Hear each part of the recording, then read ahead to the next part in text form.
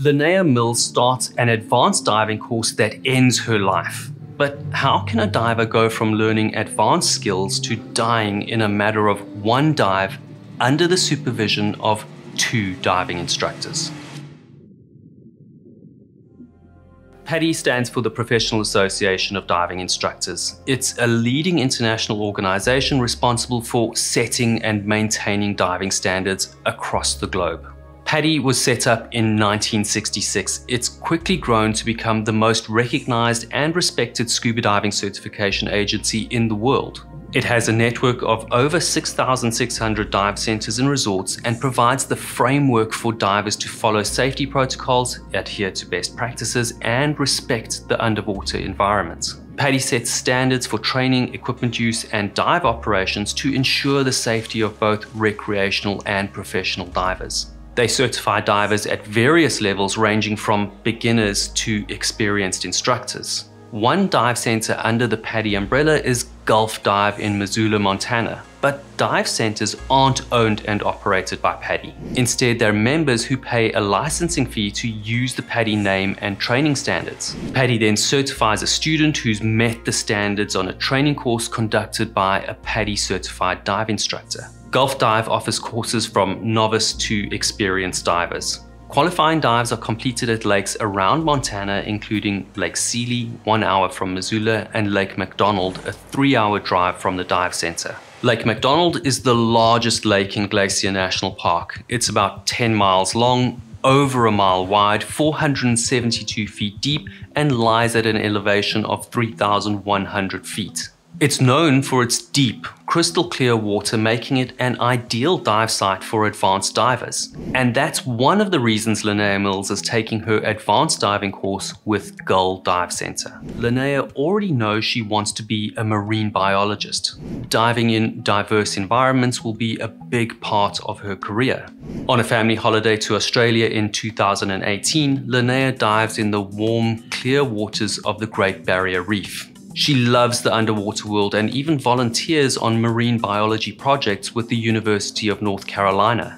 One of the biggest differences between the Great Barrier Reef and Glacier National Park is the temperature of the water. While the Great Barrier Reef is often above 80 degrees Fahrenheit, Lake McDonald is formed from glacial runoff with temperatures below 40 to 50 degrees Fahrenheit. That's where having a dry suit is important. Dry suits are specialized items of diving equipment designed to keep you warm and dry in cold water environments. A dry suit is different from a wetsuit. A wetsuit traps a small layer of water between your body and the suit. Your body temperature warms that layer of water. But that layer of water moves with the movement of your body. Some of that water might escape and be replenished with cold water, which means that your body needs to heat any fresh water coming into the suit. And water draws heat away from your body far quicker than air. A dry suit, on the other hand, traps a layer of air between your body and the suit. Air doesn't draw heat from your body nearly as quickly as water, so you stay warmer for longer. You can also wear warmer clothes under your dry suit because they'll stay dry. That provides a layer of insulation which keeps your body even warmer. But despite their benefits, dry suits also introduce risks that divers need to be aware of and trained to manage. Air is compressed under pressure. That means as you descend, the air that's keeping you warm is compressed. The deeper you go, the more that airspace is compressed. To compensate for that air being compressed, you have to put more air into the suit. Dry suits have an inflator valve which is connected to your air supply. Simply press a button and air is pumped from your tank into your dry suit. That balances the volume of air in the suit. But it also introduces another risk. As you ascend, that air you put into your suit will start to expand as the pressure decreases. So on your way up, you have to release some air. If you don't, the dry suit will start to act like a balloon and pull you rapidly up to the surface. So a dry suit has a dump valve to release the air as it expands. When diving with a dry suit, you need to understand how this works. and practice balancing the air in your suit. Paddy offers a dry suit specialty course to help you get started with a dry suit. Linnea's first dive on her advanced open water course is at Lake Sealy. She hires a wetsuit and equipment from Gull Dive. The icy lake water is so cold that another student decides not to dive and gives Linnea her wetsuit for the dive so that she can double up and stay a little bit warmer. After the dive, Gull Dive owners David and Janine Olsen recommend that Linnea buys a dry suit. And so, a few days later on the 1st of November 2020, Linnea arrives at Gull Dive Center ready for her second advanced training dive with a second-hand dry suit that she's bought. She meets other student divers Bob Gentry, Bob's wife Shannon, who's just going along for the ride but not diving, another girl referred to in court documents as E.G., and Joel Wilson. Their instructors, Deborah Snow and Seth Liston, give them a short briefing, and then the group depart on a 3-hour drive to Lake McDonald. On the drive, Bob and Linnea discuss their previous dives and Linnea's passion for marine biology. The group arrives at Lake McDonald and starts kitting up. Linnea is excited to try out her new dry suit and even more excited that she'll be warm on the dive. She finishes getting kitted up and is ready to go in the water when she stops to ask Bob about the low-pressure inflator connector on the chest of her dry suit. Bob, having recently completed a dry suit specialty course, lets her know that's where her dry suit's inflator hose connects, but the second-hand dry suit doesn't have the accompanying hose. This low-pressure hose must be screwed into your regulator. The hose coupling then connects to your dry suit so that you can inflate the dry suit as you descend and neutralize that air volume. Inflating the dry suit acts to neutralize or balance the air volume in the suit, which also acts to balance your buoyancy. And so when Linnea asks Deborah Snow, her instructor, what she should do, Deborah says that she can simply use her BCD to control her buoyancy.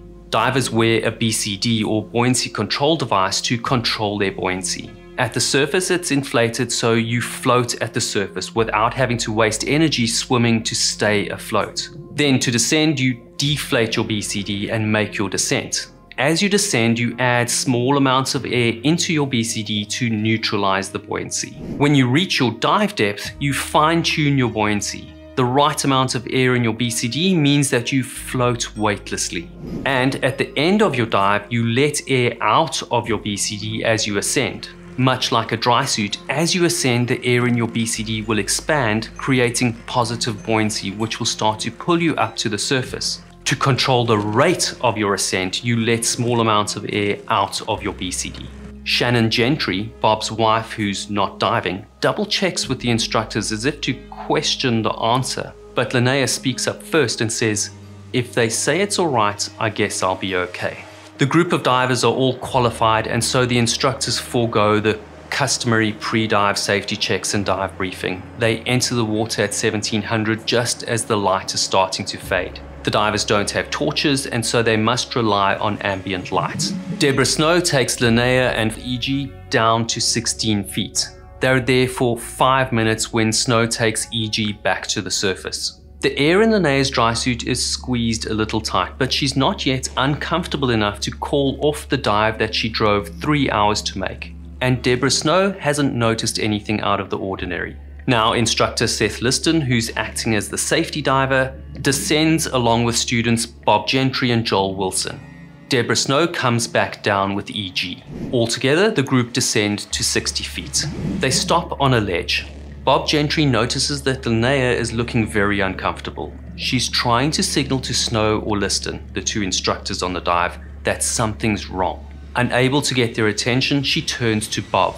Bob immediately swims in her direction, but before he can reach her, Linnea loses her balance and slips off the ledge. Bob rushes after her, and by the time he catches her at 85 feet, he can see that her dry suit is squeezing her body to the point that she can't draw a breath.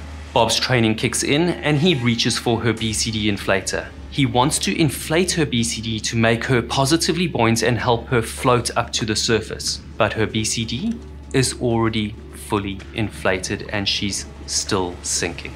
His next move is to drop her weight belt. If he can drop the weight belt, she'll be lighter, and then he can swim her up to the surface assisted by the air in his own BCD. He reaches for her stomach to find the quick release buckle on the weight belt, but there's no quick release. There's no weight belt. Linnea and Bob are still descending. Bob knows some BCDs have quick release weight pockets integrated into the BCD, so he feels for the quick release. He can feel some weights in the BCD, but there's no quick release. Bob's out of options. They're at 104 feet when the regulator drops out of Linnea's mouth. Bob's been breathing heavily and now he's running out of air. Before he gets dragged down further, he lets go of Linnea to make his own emergency ascent. He's out of his depth and he needs help. He gets to the surface and looks for someone to help, but there's no surface support. Deborah Snow surfaces after noticing that 2 divers are missing. Bob and Shannon explain that Linnea is still underwater and can't surface. Snow descends briefly to look for Linnea, but can't see her in the dimly lit waters. The rest of the group surface. Snow and Liston change their tanks and make another dive. They find Linnea's body at 128 feet. Unable to pull her up, they have to remove her BCD in order to lighten the load and bring her to the surface. At the surface, they're not in range of a mobile phone tower. A couple who have seen the accident volunteer to drive 30 minutes to the nearest tower in order to get a signal and make an emergency call. Deborah Snow then removes Linnea's dive computer and doesn't give it to investigators. She also removes Linnea's course paperwork, which shows the progression of the course. Linnea's BCD is later recovered. Lead weights in the pockets of Linnea's dry suit and BCD totaled 44 pounds of weight. For me to make the same dive, I would have around 22 pounds of lead, and I'm significantly larger than Linnea. In a debriefing after the event, Janine Olsen, one of the owners of Gull Dive, speaks with Bob Gentry and points out that he is the person diving with Linnea, and so he should take responsibility for not saving Linnea's life. When questioned, Janine Olsen tells the coroner that Linnea's dive buddy witnessed her panic, then fall passively to the bottom of the lake after swimming without difficulty at a depth of approximately 40 feet. Luckily, Bob Gentry's GoPro was able to give an unbiased account of the event. To understand the incompetence on this dive, you also need to know that Deborah Snow was only recently qualified as an instructor. She wasn't qualified to teach dry suit diving and quite obviously didn't grasp the basic idea of a dry suit needing an inflator hose. I've taught in reputable dive centers myself, and I can tell you that newly qualified instructors are seldom left to their own devices. Good dive centers make use of an experienced head instructor to oversee diving operations and guide newbie instructors.